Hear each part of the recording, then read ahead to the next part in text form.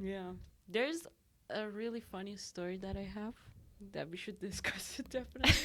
This is so stupid. I was back in hometown, right? Mhm. And this was before I even started like to think about coming to Canada and all that. I was a kid. Mhm.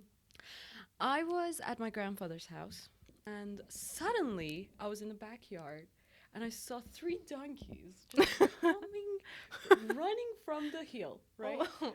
Running on top of the hill, and suddenly I just looked around, and all the village was just like these, I don't know, like these hunters. They started on motorcycles and on bikes and just running towards these three wild donkeys. They were wild, Like they right? were coming towards them or running away They from were them? running away from the hill that the houses were on the hill. They were running between the like the streets and all that, and they were Mm. coming off the hill. They want to go in the wild, right? Whoa. So the hunters are trying to hunt the donkeys? The hunters were our relatives. They were people, everyday people, modern day people. Okay, they're trying to hunt. Yeah, they were modern day people. They were no, they didn't want to hunt it. I'm just Mhm. saying they looked like that.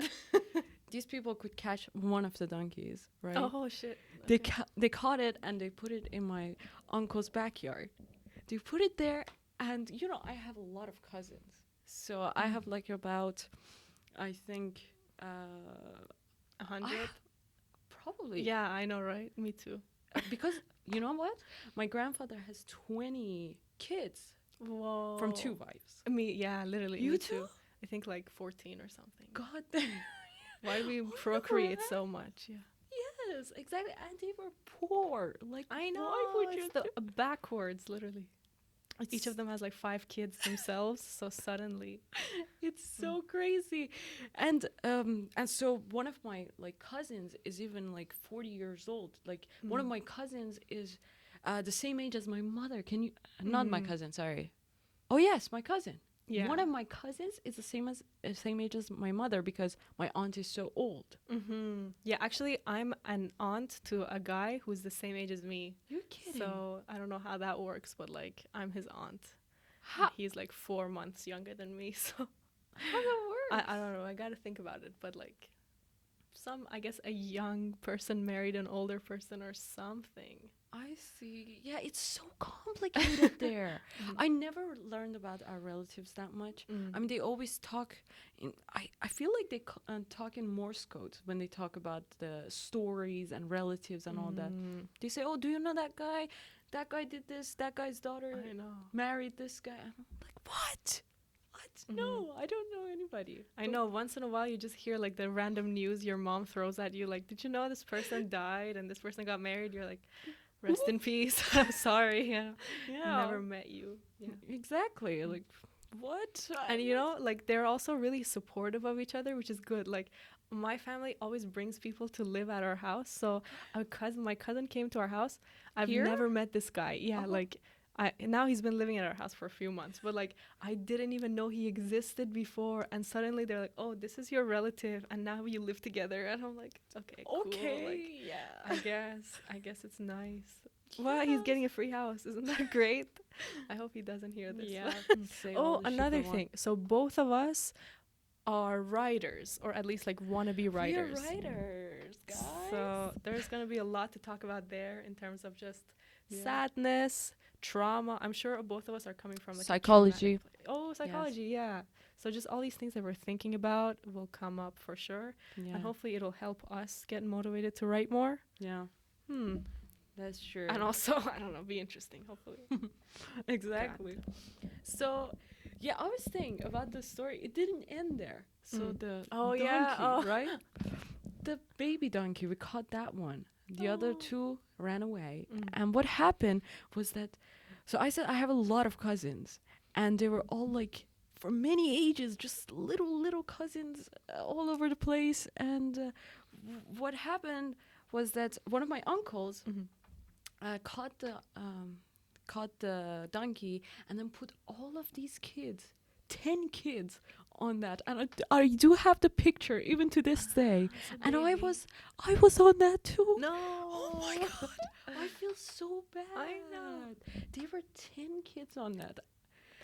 this is so bad, so bad. And they were like all elementary kids to a 1-year-old kid. Like Okay, 1-year-old is everybody. not that heavy, Ye- so that's good at least. 1-year-old was just on the top, like it was okay, but Oh, all God. these guys, like teeny Oh my God. kids, I know donkeys are really mistreated in Iran. Like so fucked up. they act like a car. Like you And just I was put like, stuff on them. yeah, and I was a kid too. Oh, I'm so sorry, but I have the picture to this day. Oh my To this God. Do day. you have it on your phone? No. Oh yeah, you deleted But I everything. have to. No, but they do have it. Like my uncle has it Mm. still. And it was crazy, man. It was so bad. And I always remember that. It was such a funny thing, though. Did you think it was bad at that time, or like looking No. back? Exactly, because you're a kid. Like everyone's doing it. You go under bad influences. I feel Yeah. like. And I was always scared of animals and things like that. You Mm. know why? Because I was living in Tehran. Mhm. And when I would come once a year there, I would always have this imposter syndrome. Mm. Because they wouldn't think I'm one of them. Like they would think that I'm a sissy girl. They would think you're better than them, though, right? They'd be like, Yeah. "Oh, city girl." Like, yeah, spoiled. yeah, for sure. You had the same experience, Uh-huh. I imagine, right? Yeah, but I enjoyed it. I really enjoyed being like the, oh, you guys, you're a bunch of losers living in the woods. I live in the big city. I don't know. I liked it. Oh, yeah, me too, me too. It's nice. I said that I didn't, but I always liked it. But what was it like? I was just actually yesterday we were watching some videos, old videos of us, and Of us? well, of like Oh, me yeah, and yeah, my yeah. family. Sorry. But they were like, I know. Well, I always watch old videos of us as Oh, well, like when okay. we went to the gym like a year ago. I don't know, but Yeah, cute yeah. times. But these are like when I was 11 or something, and I used to think I was like a really smart kid, like put together. That's what I thought. But looking at those videos, like I looked so weird. Like I was just a little shy kid, and like my hair's in a big ponytail, and I had the red big glasses. Oh my god. And I was just like this. Like my little brother was just bullying me around. Like I felt so bad. Really? Because you have like this image of yourself in your head of how Yes. you are, and I looked at that and I was like, oh, I was a struggling kid, and I was so ugly too. Like I don't know how I went to I school don't think or anything. so. Like the big unibrow. My outfits were always the same color. Like I would just wear pink, and then pink shoes, That's and like a such a pink character haircut. thing. So You're such a NPC. the description. No, it's such a typical nerd I characteristic. know, such a nerd. Literally, I was a big But nerd. when they say nerd, you don't actually believe these kind of people like exist with this description that they I know. put in Disney or something like that. But you're I was totally exactly describing that. Yeah, even when I was talking, like I was just like, oh, my dad asked, you know how like in videos your parents ask like, what day is it today? Ah, yeah. And they asked, and I was like, تولد امام مهدیه. Like, how do I even know that? Why would I say that?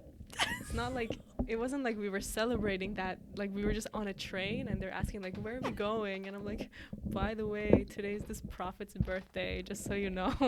Like, I felt really stupid but while watching the video. Oh my But god, it's fine. that's so bad. I'm really happy now as a person. I'm just like 10 years have passed. Canada's treating me well. I don't know. Like if I was in Iran, I would be I don't even know what I would be. Like a big nerd. That was so good. I love It's fucked up. It's so What days today? cringy. This random puppets. I don't know why I did that. And like now I don't know any birthdays, so I don't know how I knew it. Like I don't even know my family's birthday. I don't. Oh, but you were cute. Weird. Though. No, Oh, that's you'll see. cute. I don't know. No, My brother was cute. I feel like, I mean, yes, as we age, we kind of, I don't know, we kind of distance ourselves and kind of observe ourselves. Our awareness kind of increases. So I thought about childhood a lot, right? I had a pretty good childhood, but then after coming here, and you know how it's people are really self-aware these days. They know a lot about psychology. They know a lot about childhood trauma and these things that I didn't know before I came here. So I always thought I had a very good childhood. But coming here, like, it's the subtle things, you know, very, very subtle things that kind of determine. I mean, childhood trauma is not like abuse I or know, something yeah, like it's that. not. Yeah. It's very subtle, very subtle. Like human kids, like are Human kids. humans. I know, right? It's very like robots. I say. Kids are like really fragile, so they until they're 5 years old, they record everything that happens to them, and then they're that record basically till they're adults, and they react to everything based on what they learn in that first 5 years. That's Exactly. it. And change is so hard after that. So it's very subtle. For example, maybe a kid asks about, I don't know, says something, wants some attention or something. Yeah. And then you discourage them, and then forever they're like a little shy. Yeah, or maybe they just break something or something happens, and then you yell at them, or don't yell at them. Maybe like say, I don't know, like kind of mock them, use what is it called? Sarcasm. Oh, Yes, okay. they use sarcasm, and that's very, very like, bad for the I kid. know. Even like attachment styles with like how you want to date someone is all about how you were treated as a kid. Like, I feel like I always look for someone who is just a little mean to me, or like looks down, or like doesn't want to hang out and stuff. Just like treats me a little bit inferior because like that's how my mom treated me. So I don't know, like it's so fucked up. Or like it's called what's it called, detached or something, I don't know. Yeah. Or avoidance, that's what it's called. Oh, yeah. So Avoidance. it's like it all has to do with how my mom treated me. So now like, even though like it's also hard to like complain because like overall I feel like we still had pretty good childhood. Yes, like if you hear our dad's stories, for example, like my dad grew up in the mountains. Like he was just telling me yesterday, like people were throwing rocks at his head, like somebody accidentally, they didn't even take him to the hospital. Like he was just like, okay, my head's broken. Like that's obviously more Same fucked with up. my dad. Yes, I mean they had so many kids in the house, and they just neglected them. I said, how can you forgive your father? But they just don't say anything. They say, it's okay, they raised me. I mean, come on. Yeah, and they're doing pretty good now too. So that's why it's hard to complain. Like, sure, we can say our childhood was bad, and I have so many stories about how my childhood was bad. But like, also, we were living in the best city in the country that we were in, and then upgrade here. I know. That's so weird. I mean, it's kind of like idleness brings these kind of things to the surface. That's true. Right. It's so bad, I know, but tell me about your childhood and how it. Is that what you were saying? Yeah, it was. I had a really good childhood, I think. Always had what I wanted. Always was cherished by my dad. My dad always talked to me. But what I think happened, and I thought about this a lot. Talked to my dad a lot. My mom, right? She was always in the village. And when she married, it was the first time that she came out of the village and came straight to Tehran, the capital of Iran, right? So you can imagine for a village girl that was like in somewhere that nobody knows where it is, behind the hills and mountains of, I don't know. Yeah, with a bunch of people who all know her, who are all like, they're all friends and they do things for each other. And it's so different than a life where now you're on your own in a city with everyone trying to like succeed and get somewhere, and you're like, I don't know what's going on. Like all I want to do is go talk to my mom. And probably she was also young, you know? Yeah, she was 19. She left 19. She was younger. Older. Younger. Oh my goodness, yes. All alone. Actually, she was 20 when she came to Tehran, so 19 Still, engaged. I'm 22 right now. I'm 20. Can you imagine? I can't imagine. No. Exactly. No. And she came to Tehran like that, and then a year later, I think she had me. So very soon. Immediately. And it was so hard for her, I imagine. Oh, I can't even do that. And I was a big kid, too. Oh, you were? I was a big kid. I was 4 kilograms. Oh, I don't know how it is in heavy. pounds and the American style, know, like but 2 pounds or like 8 pounds. So Sorry, heavy. 10 pounds. I was so heavy. And yeah, but I was a very quiet kid. So I feel like my mom really struggled because she was alone. And in this big city, I kind of never got that sort of love from my mom. Oh, I mean, I my mom see. is so lovely and kind, but it's kind of, I never had that relationship with her. I know. You Even too? yeah, me too. Really? Like, did your mom obviously took care of you, like if you were sick or anything, right? Yes, Like that's when she's you felt so the love. good. Because my mom too, like if I was sick, she would just be up all night. Like she would swear at me, like "fuck you," like "why are you sick?" But she would like stay up, take care of me Mm, while my dad's sleeping. But I yes. also never felt that close to her. Like she was always like, "Maral, go sleep, do this, do that. Oh, Like don't hold my hand or something." I just yeah. wanted to hug her and like sleep together, I and she was never like, hugged my "Don't." mom. Oh really? Yeah, Oh. I think I never did. I'm pretty Mhm. sure because then my brother was born Mhm. and he was the mama's boy and Exactly. he was like a this kind of parasite that I kind of, know. yeah, attached to my mom and she Mm. didn't want that, but Mm. he was like this kind of Yeah, boys are like that. yeah. Same here. And I talked about this to my mom too. She struggled. I understand her. Come on. I mean, Mhm. I put myself in her shoes, and I would do the same thing too. That's why I say that we shouldn't have kids and get married until we have like emotionally healed ourselves. That's You right. see that the trauma just I goes know. on and on and on and on. Literally, so true. Please. That's what I Stop. tell myself. Yeah, yeah, literally. Like, imagine today, because my mom had me when I was 21. So imagine, like, if today I was like, Really? sorry, Paris, I can't go out to talk because I gotta go take care of my kid. Like, no, no, we have so many problems to talk through ourselves. We have to make 100 podcast episodes. Imagine if our moms did that. Like, life would Yes. be better. Although, like, the thing I hear is that artists all come from traumatic childhoods. Yes. And, like, not to say that this was that traumatic, like, some moms don't Mm-hmm. even talk to their children or leave or stuff like that. Yeah. But because of like our lack getting not enough love from our moms, or like my mom also beat me, so like that Yes. sort of thing, it maybe it's gonna push us forward to like True. I talk mean, about it in art. I've thought about this and I realized that if there is a kid out there that is brought up with the best emotionally healed parents that just the kid has the best 5 years of his life, right? Mm-hmm. Learns everything, is in the best stimulating environment Mm-hmm. and is loved and is cared for and has no problems. Mm-hmm. I feel like that's not the kind of life that we came in in this world to have. You know why? That's why. Because it's like uh, it's a kind of spiritual at this point. Mm. So when you come to this world, um, you are here to get your hands dirty.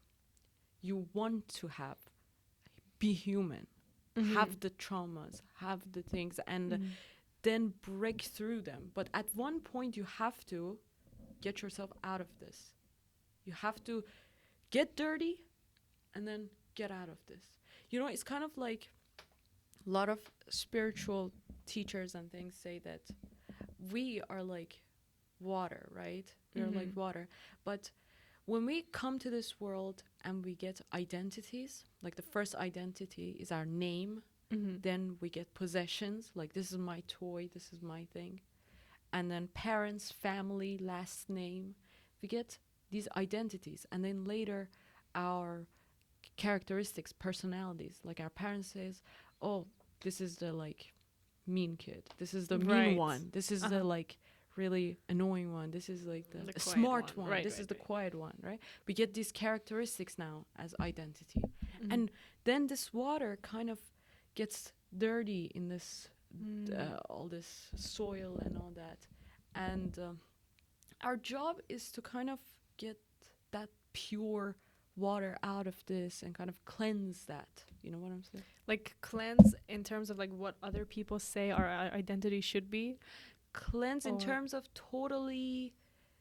This is what Molana says, Okay. Rumi says, right? To totally get rid of the identities that we have. Every identity, right? Everything that we think we are, like this body, this name, this person, this persona, we are not that. To get to that awareness and self-consciousness. That's a good point. Or like, does that mean that you could always change? You know, you don't have to Yes. adhere to a And when certain you kind of. think about it like that, you don't even have to heal in terms of time waiting to heal. Mm-hmm. Even in this moment, you can be rid of the traumas and all that. You know how? By being being conscious. So you know that you are not any of these things. No matter what happened to you, you're none of these things. Mm-hmm. You are kind of. I watched a video, right, of a man. He's called Mazdafar. He's the Iranian one. Mm-hmm. But he had a conference and he was saying basically this, that this is the observer effect. The observer. Be the observer. Right. Yeah. I agree with that. Because, like, sometimes you have some thoughts. For Yes. example, let's say your thought is, man, I'm really tired right now, and, like, I would rather sleep instead of work. But if you realize that, okay, that's just like one passing thought, you know, it doesn't have to be me. It's just like one part of me who wants to sleep. Then you acknowledge it. Yeah, I acknowledge that I'm tired. And then you put that aside, and then you can keep going. Or like even like, oh, I feel mad about what somebody said.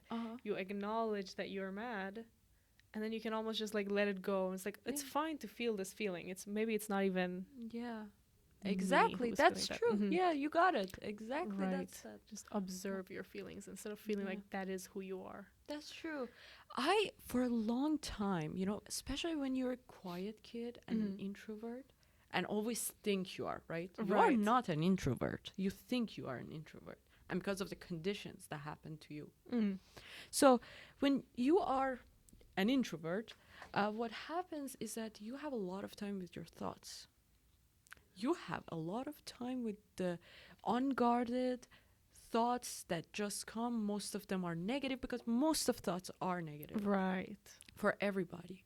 And you are with these thoughts that come and you think that you are these voices in your head. You come befriend them. I mean, I remember the first time that I talked to a psychologist. And she told me that you're not this voice in your head, or this voice in your head is not your friend. And I was like, what are you talking about? And it was just a few years ago, too.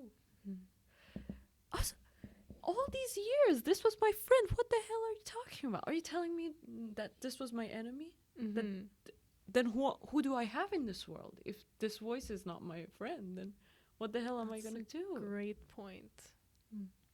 Do you also have that kind of... Yeah, I don't even want to go into it that much because I feel like we've talked about it a lot, so maybe I'll talk about it next time. But this exact thing of your brain is telling you something and you think that that's what you are, but as soon as those words come out of your mouth, you realize how toxic it is. And it is very toxic. Oh my God. And it's such a, like, literally, it's such a negative cycle of this brings up that, and suddenly...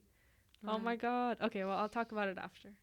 And you know, when you know this stuff, it helps with the whole character and story building thing. Because now you can throw a bunch of traumas at your characters and see how they're gonna, this kind of character with these filters, like traumas and all these are filters that they see the world through. How these filters that we throw at them, these characters are gonna navigate their lives with these. Right. Yeah. How would it make them react? I always try and do that too. Like, I try to literally put my own traumas into the characters, and then it's like you can either learn from them, or like you can put them in the worst situation, and then they make all the wrong decisions, and then you think, I should not do this. Yes. Like like one big thing is like getting angry easily. Like, I get angry easily a lot in real life, but then the characters go crazy. Like, the characters go hit someone, I don't know, break something. Really, the things that you can do, you actually... Yeah, you just like channel it through the perfect characters. Right? That's actually, I think that's why writing is so good, because you kind of, whenever I start writing, it's like I get cleaner every time. Yeah, I get cleansed, you know. It's like I just let it all out and it just goes away, you know. The thoughts become kind of physical thing, and it's just there. Exactly. As soon as you put it down, it's not the cycle anymore of just keep repeating it. Yes. Like this happens to me every night when I'm trying to sleep. Is like the same thought. Either it's something I have to do the next day, or like something I already did. Keep going through it. Like, why did I say that? What's wrong with me? Like, I hate actually everything about myself.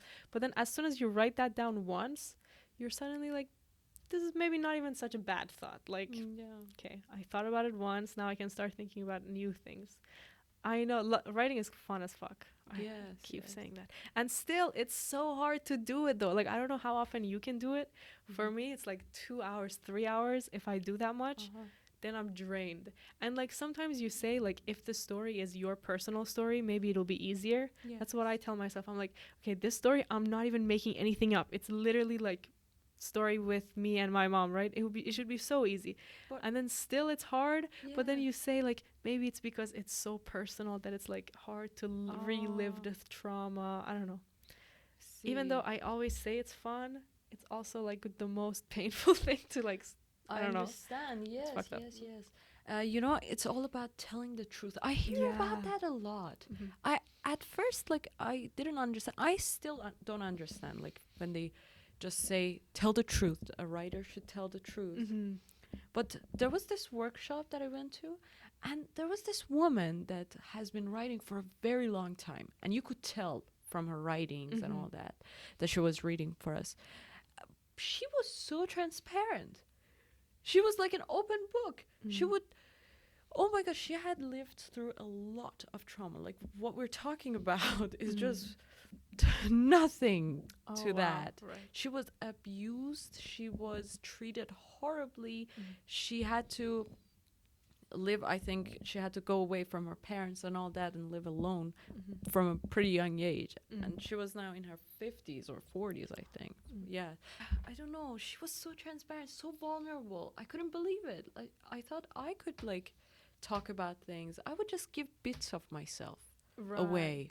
But this person would just pour it away to strangers. I mean, I was a stranger the first time. Yeah. And she would just talk about it. She would just write it. Right, like not being afraid to like hide what it is that's bad about you or still needs fixing, you know. Because I feel like I lie a lot. Like I don't even think about it. Just in terms of like even my own life. Like to your parents, that's one thing. I feel like sometimes you lie to your parents just because you don't want them to be disappointed. But like just in general, I'm like, I don't know. That's something that I should fix in myself. But you're right, because like once you are transparent and you don't have to hide anything about yourself. Yes. That's when you improve. I just feel like sometimes I overshare with like just saying things that maybe you should never tell anyone. Yeah. Or like you shouldn't tell someone who you're not that close with. And then other times I'm just lying for no reason. Like let's say somebody says, "Hey, come to my birthday." And I'm like, "Oh, sorry, I have to go to this doctor." Like there's no reason for me to lie. I could just say I don't want to go. Exactly. Yeah. But or ghost them. Or ghost them. That's fucked up. Oh, I do that a lot. I'm guilty. Do you ghost people? Yes. Oh, that's so bad. Because, you know, it's not on purpose. First day, I'm like, oh, okay, I'll text them maybe. No, you know what happens is that I answer them in my head. I prepare a reply in my head. Right. And then a few days later, I open the app because I don't go a lot on Instagram or things like that. Or WhatsApp. Right. I don't open WhatsApp at all. Okay. It's only for relatives. That's why I don't open it at all.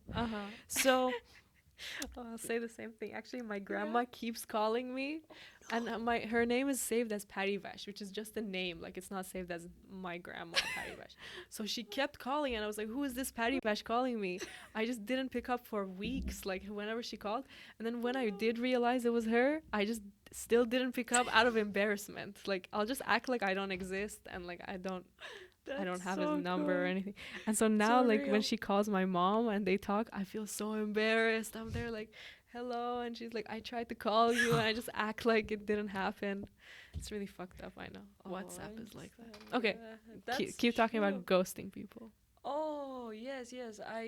The first days I just have the reply in my head. I'm so nice and talk to them, and they reply in my head too. And then a few days later, I go on and oh my god, I have not even opened it. So I'm so embarrassed to even open it. So I know. go, so I'm going. Bye bye. Once some amount of time passes, it's almost like worse to reply. I understand. Yeah. And that happened actually to me like 2 hours ago before coming here. Like the same movie that I'm helping doing AD work on, they keep messaging with like, you have to do this thing and that thing and like different people, or like, oh, I wanted to let you know about this. And so I kind of like compartmentalize in my head with like, okay, I'll reply to this one tonight.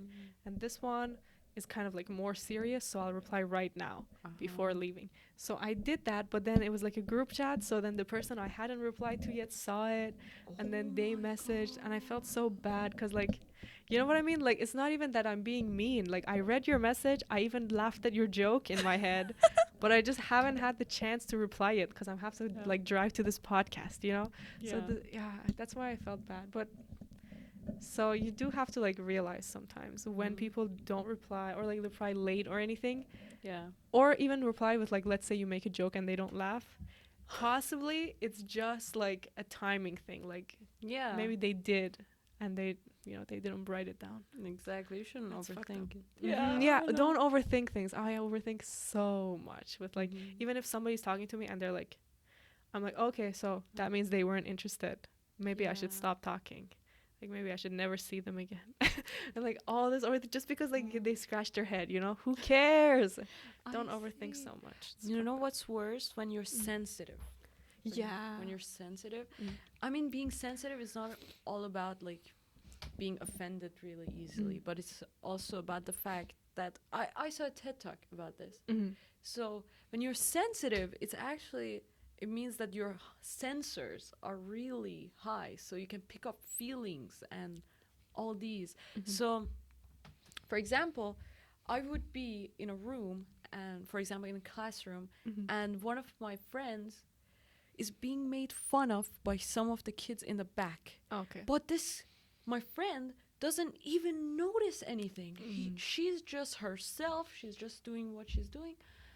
And I'm like, why doesn't she realize this? That these kids are making fun of her. It's not about hearing.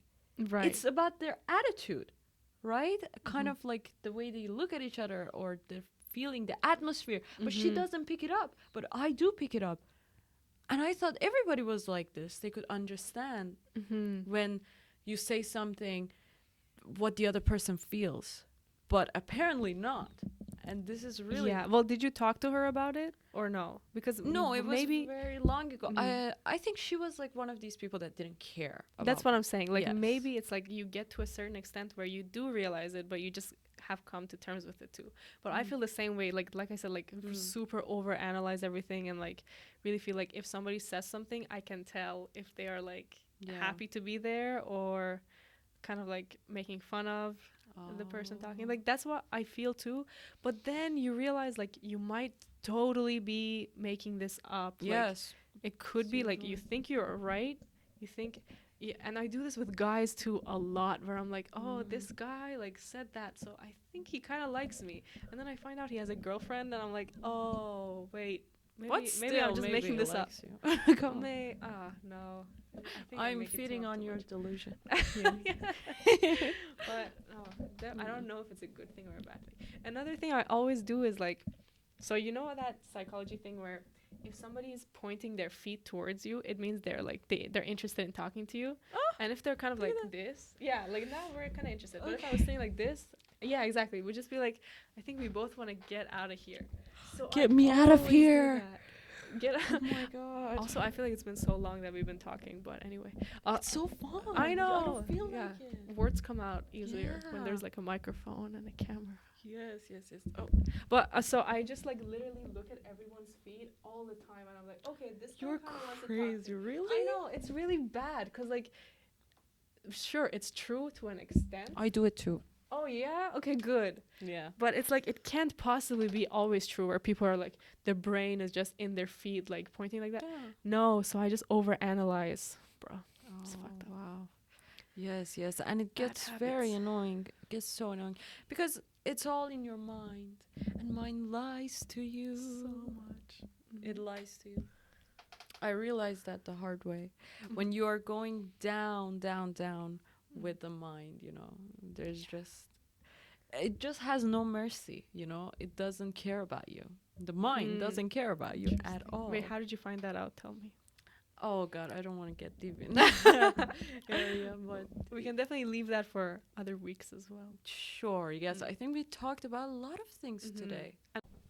So the other day, I was trying to write. What a surprise! That's all I'm trying to do. So I was like in the park, like the moon is out, the trees are out. I'm like, this will be very inspirational. So I just lay down there, and then immediately, like, I don't want to touch my laptop. I'm like, let me just think out loud for a second. I'm alone here. I can talk out loud. Maybe it'll inspire me. And then I start going on this cycle of like, oh my God, what am I doing? Like, why do I have no friends? And like, oh, I don't want to talk to anyone and stuff like that. Like random just attack of the brain. And then I was just thinking like, I feel like everyone invites me to places just to be nice. And then I went down this cycle, which is not true. Like, I know it's not true because there's no like nobody's forced to invite anyone anywhere. They could just be like, if I don't want to hang out with you, I won't invite you.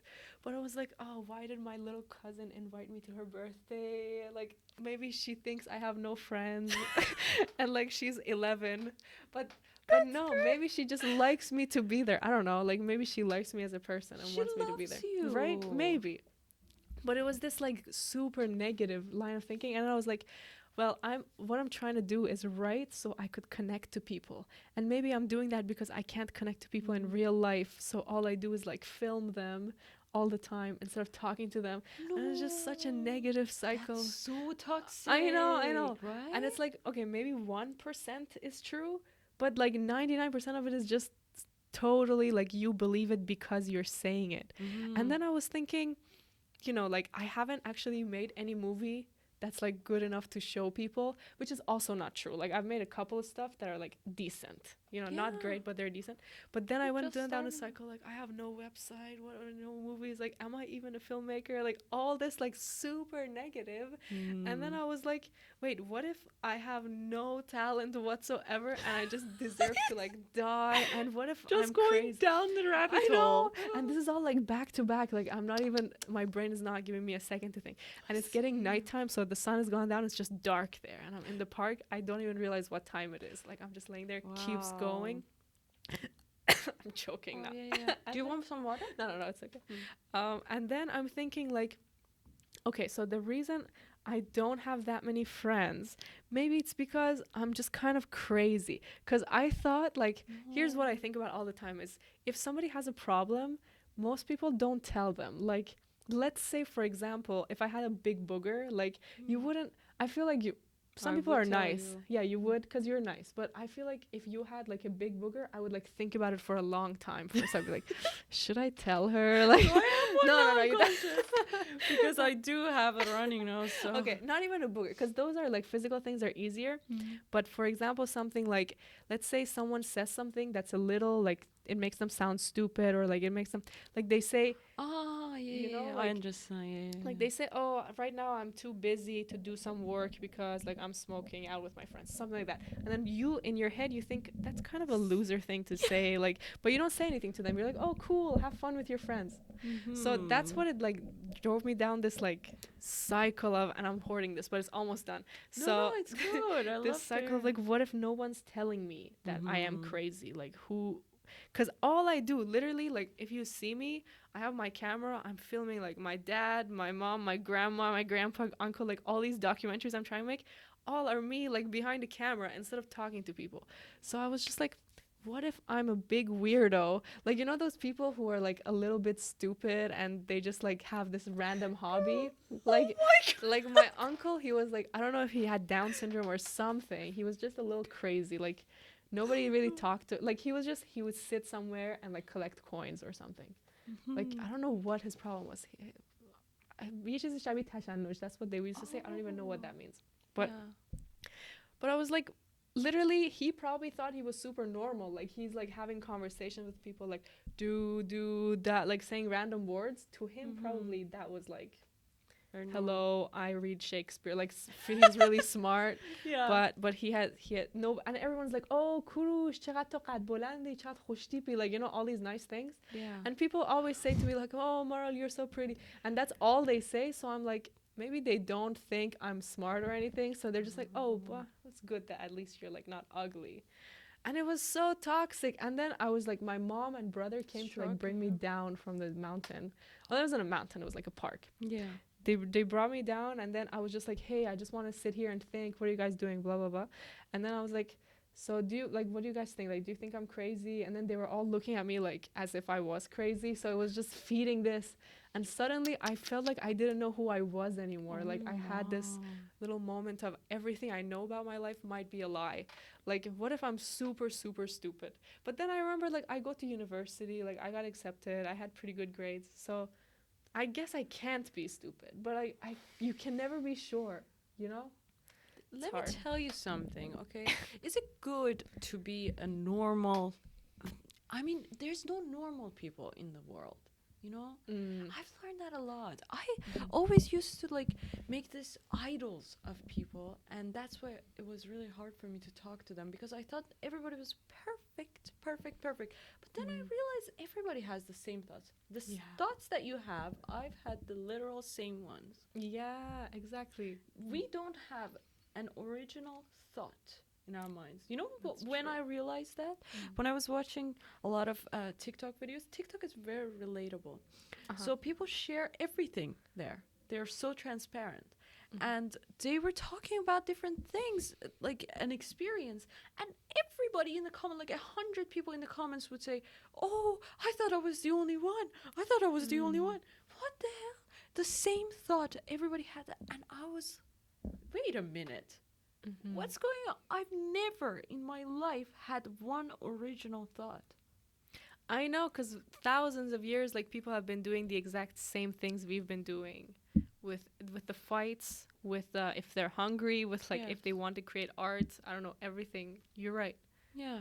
So what I realized is that, okay, if everybody's mind is the same and it has the same thought, and usually when they're in the same geographic location, they're even more likely to share the same thoughts. So then it's not very valid. Then what? I shouldn't listen to it.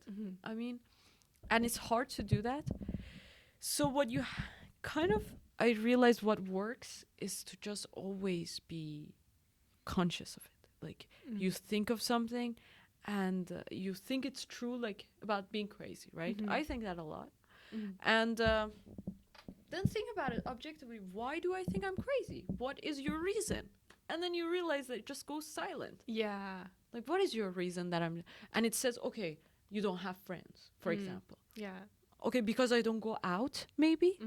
I don't want to go out. Maybe that's why. Right. And then it says, okay, you don't go out because you're crazy. Oh, maybe I want to have some alone time. Maybe I'm writing something. Maybe I'm doing something like... Exactly. What is your reason? That doesn't validate being crazy. A lot of people are alone. Does that mean they're crazy? Know. Yeah, exactly. So when you... It's hard to do that, but when you kind of like question it, this happens. Let me tell you something that's very interesting, right? I heard that and it just shocked me, you know? So there was this experiment that they did. It's about quantum physics. Now, it's a very big word and very big thing, but the same thing applies to our life. So what they did is, it's called the split, I think, experiment, something like that. This is what goes on. So they put a light in a very dark room, and they put like this metal sheet in the middle of the wall and the light, right? So this metal sheet has only two gaps, slits. Yeah, exactly. It has these two gaps, right, like that. And you would think that if you turned on the light, and on the wall they put a light sensitive kind of paper. What do they call it? That they use for photos in the back in the day. I forget what it's called, but yeah. Yeah, kind of light sensitive Exactly. papers. So they put it on the wall on the other side, and you would think that if you turn on the light, what happens is that there's gonna be a straight line, right, on the paper. But no, they actually realized that there was a wave there. There was two waves going on, and that was very shocking and kind of it surprised them. So they decided to record that. They put a camera in the room and did the experiment again. But this time there was two straight lines. What happened? What? They put the camera out. There was Waves. waves. They put the camera in. There was two straight lines. The What fuck? happened here? They did that for like 100 times, I think, kind of like that. 100 is the magic word, apparently. Yeah. And then after they did this, they realized there's something. What is it about the camera that causes that? That's so crazy. It's about the observer. Observer is a very important word here. That we can talk about it a lot. Yeah. An episode, we should just talk about that. So when there is an observer in the room, right? The things that are around us, the things that are looked at and being observed, they function in forms in the way that they are still. But if you don't look at them, they're not the same objects with atoms and electrons and things like that. That kind of makes no sense, but it also doesn't, because with people it's so true. Like, okay, if a camera is watching you, or even if somebody is watching you, you act totally different. Makes sense. But the light doesn't know that a camera is watching it. Exactly. So this just kind of goes back again to energies, spirituality, and all that. So God is an observer. God is like an consciousness, pure consciousness. That's what that's what they say a lot. It's not just one kind of teaching or something like that. All the religions, all these things point at the fact that God is consciousness. So now God is the observer, the actual observer of everything that is around us. So this whole world is in fact a hologram that God has imagined. Right?